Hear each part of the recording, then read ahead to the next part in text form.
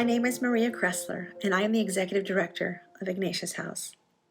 God is good all the time, and all the time, God is good. When I first heard this chant, this greeting, and understood it to have originated in the Black Christian Church, I was mesmerized. It was the call and response I so loved, the gusto and joy in which it was exchanged. And I loved it because deep down in my bones, I know this truth. It is something I began using with my family. Yes, they thought I was a bit crazy, but it was joyful, and I wanted them to know. So I taught it to my brothers and sisters and nieces and nephews, aunts and uncles, and we gathered before we said grace to focus their attention. There were 30 more of us present. I would shout out, "God is good," and the kids would be the first to shout back, "All the time." Still, it rings so true when we live in the heart of God, when we have come to know God as many of us have on retreat. It is a great reminder, a joyful exclamation, that in all things God's love is present. Where there is God, there is love. Where there is love, there is God, and God is good. This Psalm 118 speaks to the mercy, the love that is God. The simple chant I began with echoes in this song.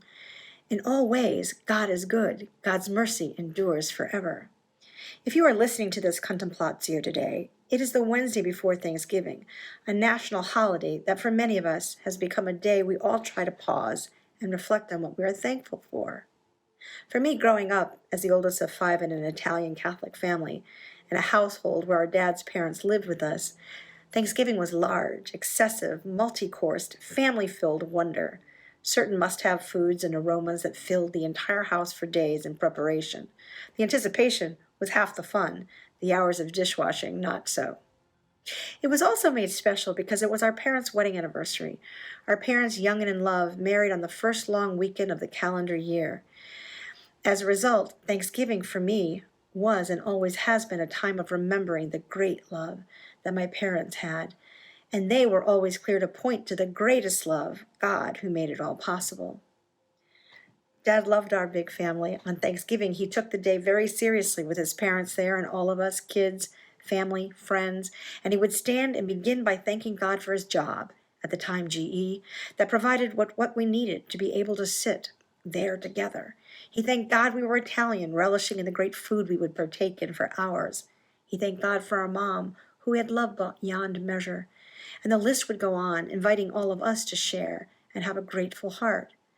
I was captivated by Dad's passion for life and love, and he was also one to help us see that we need to all adopt an attitude of gratitude. Active in ministry with the Glen Mary missionaries to the Appalachian poor, our parents wanted us to live in an awareness of the blessings we had. They believed that a grateful heart leads to a happy life. Rather than always looking at what is not there, we were encouraged to look for what was there, is there.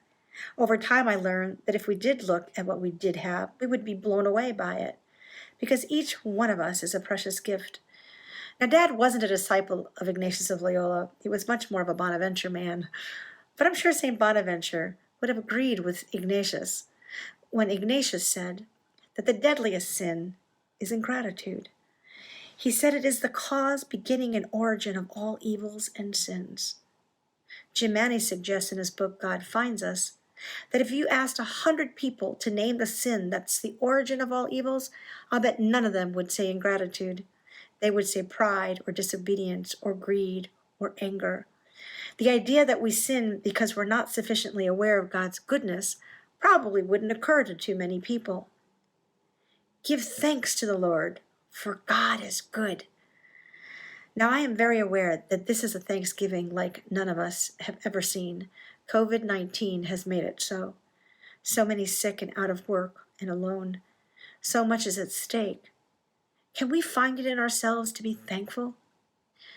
I imagine most of us would have no problem producing a great list of what we are not thankful for. But can we take the time today, tomorrow, perhaps every day, to make that list and thank God? We need to remember that God, the creator of all, loves us unconditionally. Our Creator reminds us of this divine embrace by lavishing on us so many gifts in nature, in our own talents, in the people around us, and the gifts of this earth. The most natural response to this gracious love and God's faithfulness is to love God in return, to be grateful for the gifts of God, and to love others as we have been so loved unconditionally.